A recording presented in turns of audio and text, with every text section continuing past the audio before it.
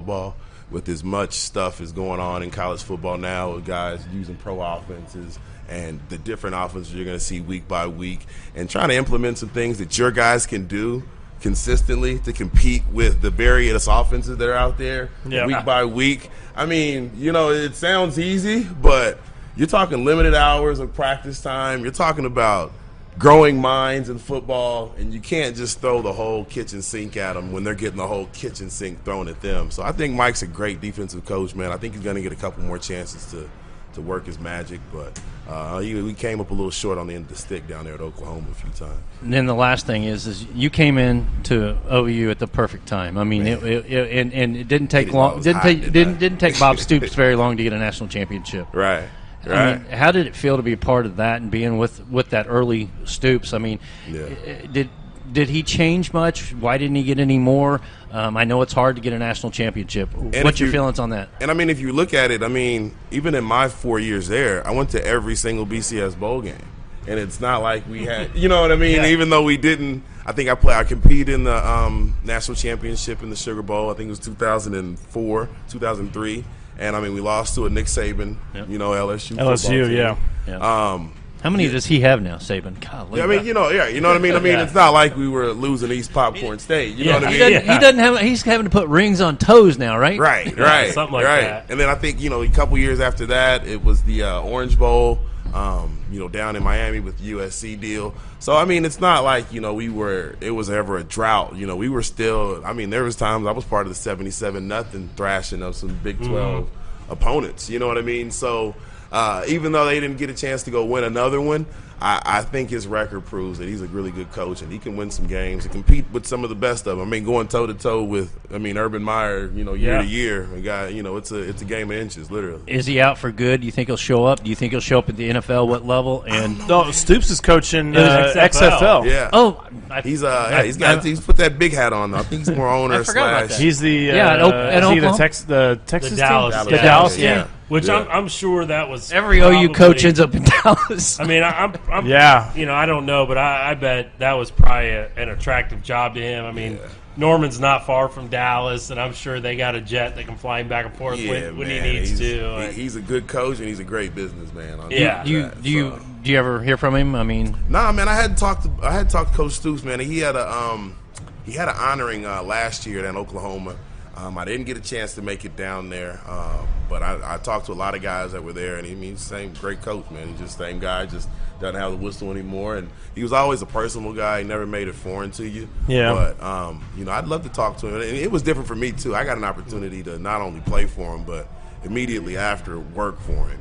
So, I kind of – it was hard for me to stop calling him coach and, start saying Bob. You know what I mean? Yeah. So I kind of had a little bit of a different relationship that I think that most of the guys that definitely played under him. I think there's only a few of his players that actually worked for him, that actually played for him. So, it's good to know both sides of him for sure. I learned a lot, man, just by watching. A lot of smart minds coming out of Grandview. I'm looking at three of them now. That's right.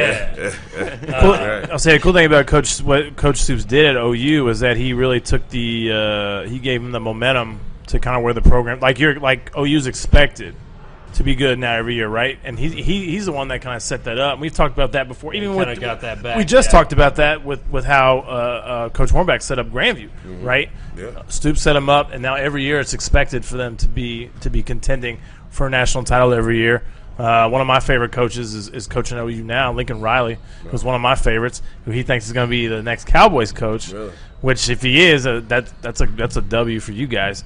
But I think I don't think Stoops always gets enough props for setting that program up to be successful from here on out. Well, I mean, OU football goes back 40s, 50s success. I can't remember. Yeah, just reestablished that. Yeah, they kind of fell off there in the '90s a little bit. This will be the last thing I say. But you look at what Stoops did at OU, and you look where Nebraska's at right now. Two teams that were great at the same time. Great comparison. Nebraska has not been able to. Tell me, coaching's not important. That is a great. Tell me, coaching's not important. Great comparison. Young coaches came in. That is a great comparison. Yeah. I'm interested to see how he does it too, man. I mean, and he's been around a lot of good coaches in his career, just bouncing around. So I'm interested to see what direction Nebraska goes, especially in that Big Ten, man. That'd be interesting to watch. Yeah, I felt, another Grandview guy that I coached when I was there, Freedom. Yeah. He went to Nebraska, and I feel like he kind of fell victim to, the lull that they've had here. Because, I think he had 4 coaches in his 5 years there. Yeah. And, as a former player at a high level, it's hard to be consistent. It's hard for players to play well when you've got that much turnover at the top. Yeah, sometimes you find out to the business side of college football a little Yeah. bit. Yeah, you know what I mean? Not too many places had I was fortunate enough to have one guy that I could, not up until recently, I could have went back and still shake hands with my head coach at the same college. So that's rare, that's really, really rare. So a lot of college kids do kind of fall into the business of college football sometimes as far as the coaching turnover. Well, around here it all comes from Iowa. And then it went to K-State, and then it went to Oklahoma. Yeah, right. Because Mangino has a national championship ring with OU. That Snyder tree is deep, man. Yeah. That Snyder tree is pretty long. When you do it that long at that high of a level, it's you got a lot of guys sitting in your meeting room. There's your Iowa plug. I know. I know how hard it is to win games consistently on Fridays. Right. Let alone when, you're doing it on Saturdays and you have so many other variables as a part of it. The travel and everything else, the meals. And just the whole business side of it. It's like, as a college coach, you got to handle all that. Yeah. And that takes a special mind, man, to be able to balance that and still, you're talking more bodies now. Instead of 50-something, you're talking 80-something. Yeah. Instead of 80-something, you're talking 110-something. So, and just being able to place, that's a lot of different personalities, a lot of different wants. Everybody's got a different hierarchy. Parents then still are involved. It's a lot of phone calls from mom and dad. And, trying to balance all that out, especially nowadays, it's a lot more to it than just X's and O's and playing on Fridays and Saturdays in between the whistles. You know what I mean? There's a lot involved, man. So, where was your favorite place in the Big 12 to play? Other than your home stadium, for a road game. Honestly, man, before A&M got put out of there, that was I've heard that stadium is nice. That one was one of the worst away games. Luckily, I've heard stories of Texas Stadium, but we never had to play them there, so I never got a chance to experience it.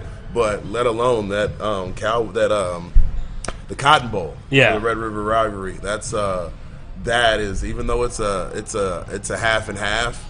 Their half shows up just like ours does. So that's a good one too. Well, and if you've never been to that, State Fair weekend. Yeah. OU Texas. It's a sports guy's vacation. Did you say you were paying for us to go down there? Yeah. Yeah, we're going to do a show. No, I didn't say. We said we can do a show. Okay. I thought you said you put TV, had the plane tickets and everything. I said we'll take the UClick TV van.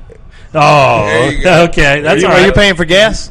Dallas ain't a bad drive. And we'll make sure we go straight so we don't hear beep, beep, beep, beep, beep, beep. Yeah. You get all the turkey legs and funnel cake once you get down there. Have you ever been? Yeah. You've been? Okay. Yeah, I've been. It's great, man. It's great. Do they let you stick around and go when you're playing? Well, when you're playing and you do good and you got that early game and you really ball out a little bit and you get that win, you might come on back down to Dallas the night after just to kind of enjoy it for that night. Come back Sunday. Oh yeah, because you're only 2 hours. Yeah, 2 hours away. So I think those 12 o'clock games give you a better opportunity to run back down there as opposed to some of those 7 o'clocks. But so they don't let you stick around. No. You can't stick around. You got to get back on that bus. But when you're winning, as soon as you touch down, you still feeling good. You might go and jump back in the car. Yeah, you guys probably didn't fly. You didn't fly there, did you, to Dallas? No, I think I know a couple guys that they were fortunate enough that they did, but no, it was more of a usually. 3-4 guys pile in, jump in there. No, I meant as a team. Did you guys fly or? No, we always roll down bus, man. Yeah, that's what I thought. Down, police escort, state of the art, man. They do it real nice. That's awesome. Yeah. I was fortunate one day when I was in Dallas, like I was walking around the Cotton Bowl, just kind of checking it out, and this maintenance guy comes out, and I was in some Cowboys gear because I'm a Cowboys fan, and he's like, "Where are you from?" And I said, "Kansas City." And he's like, hold on a second, you want to go down on the field? So I actually got to go down and like walk on the field, and I mean, I was just in awe. He took us in the locker rooms, and I mean, he gave us the grand tour. Nice. I mean, it was phenomenal. Yeah, even the way the locker rooms are set out, man. Yeah. Everybody comes out that one tunnel and walks down, meets in the end zone, and I mean, splicing it right down the middle at the 50. I mean, that's probably one of the best. I hadn't seen any game atmospheres that can compare to that one. Yeah. Yeah. And I mean, it's still a neutral site game, but like you said, with State Fair in the middle, I mean, and I think it's literally half the distance between Texas, between Oklahoma. Yeah. And I mean, it's just a melting pot of football fans. So yeah, it's good. I mean, I'm sure that's just. Are you ready for an exciting environment? Ready to see an OU-Nebraska matchup again? That'd be big, man. I'm excited for that. OU beat the brakes off them now. Right now they would. Right now, but it's just good to see that back in college football, though, man. That was one of the ones. I was one of those games that I really weren't. I didn't have on my radar as a Mizzou kid growing up. But every time we played Nebraska and Coach Stoops would put on those old clips of Oklahoma versus Nebraska, or even some of those Oklahoma versus Oklahoma State games, you really understand the tradition in some of those Big 12 rivalries. And that was some good games. Those were some really good games. Really good. What? So did you get more amped up for the Texas game or the Oklahoma State game? Me personally, Yeah. I would get amped up for the Mizzou game. The Mizzou game. Okay, Me okay. personally, I'd be Yeah. the only guy all week. You know what I mean? Yeah. Running down chomping the bit because, for one, if it was game that we'd be playing up here, I'd be trying to get everybody I knew in there. So, it's just that one always had a little more fire to me than all the other ones. But the team-wise, I think, Texas, with the team being mainly guys from Texas. Yeah. But, I mean, once you get into that back end of the season, it's crazy how that Oklahoma State game always falls in the back half of that season where it's just really, really important for one of those Big 12 teams to get that win. So it always hits on that. So, I mean, but for me, the Mizzou was when they were in the conference, then that was one of the biggest games for me personally. Yeah. I remember I went to the Big 12 championship. I think it might have been like 2008 when Missouri had beat Kansas. Oh, yeah. And everybody thought like Missouri had a chance against Oklahoma. Right. All the Mizzou fans and everything was like, oh, this is the year we can get them. And Bradford beat the brakes off. They killed us, man. I went. That was Chase Daniel's team. Yeah, I got tickets from. I was working at Avila at the time, and my D coordinator. He was friends with Jackie Shipp, who was on the Oklahoma staff. Right. I'm sure you probably know him a little bit. Yeah, I know exactly. I think I know who you're talking about. Yeah, he was a D-line guy. Yeah. And then he actually went and coached at Missouri after that. Yeah. But he got us tickets, and I mean, we were like 50-yard line behind the Oklahoma bench.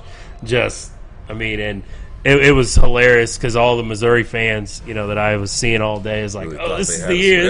And I'm like, dude, Oklahoma, they're fixing to just put it on you guys. There's 100. Okay.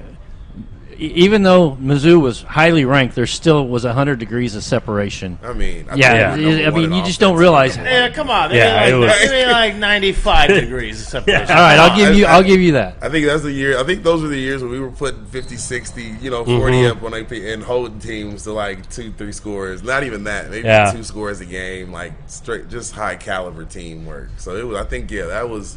Yeah, that was a good run. You look at K-State. I mean, good teams for a long time under Snyder. Never got there. I mean, they never got past that, and that's the hardest thing to do in college football. It truly is. I mean, those blue bloods are blue bloods for a reason.